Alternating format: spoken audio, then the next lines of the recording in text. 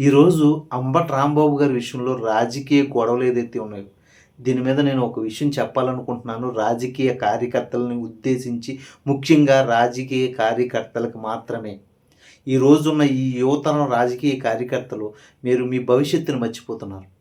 ఈరోజు అంబటి రాంబాబు గారి విషయం అయ్యి ఉండొచ్చు, లేకపోతే గతంలో తెలుగుదేశంలో ఉన్న రాజకీయ విషయాలై ఉండొచ్చు. ఏదేమైనా గానీ, మీరు మీ భవిష్యత్తును కోల్పోతున్నారు.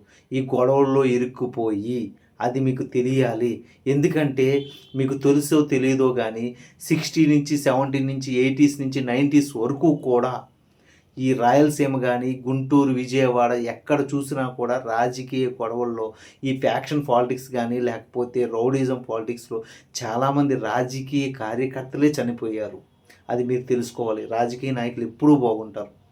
వాళ్ళ ఆవేశపూరితమైన మాటలు మిమ్మల్ని ప్రబోధ పెడతాయి. మిమ్మల్ని ఆవేశపూరితంగా మార్చి మీ కుటుంబాల్ని, మిమ్మల్ని దూరం చేస్తాయి.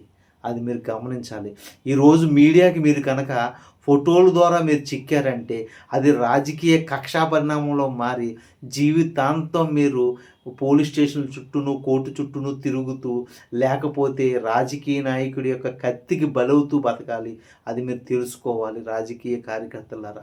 దయచేసి మీరు రాజకీయ భవిష్యత్తులో మంచి భవిష్యత్తు అయితే వెతుక్కోండి కానీ ఇలా రౌడీయిజం రాజకీయ నాయకుల దగ్గర తిరుగుతూ మీరు మాత్రం రాజకీయాల్లో నలిగిపోవద్దనేసి ఈ వీడియో చెప్పాలనేసి నా ఆకాంక్ష అండి. నా విషయం కనుక మీకు అర్థమై ఉంటే దయచేసి అటువంటి పరిణామంలోకి మాత్రం మీరు వెళ్ళొద్దని నేను కోరుకుంటున్నాను.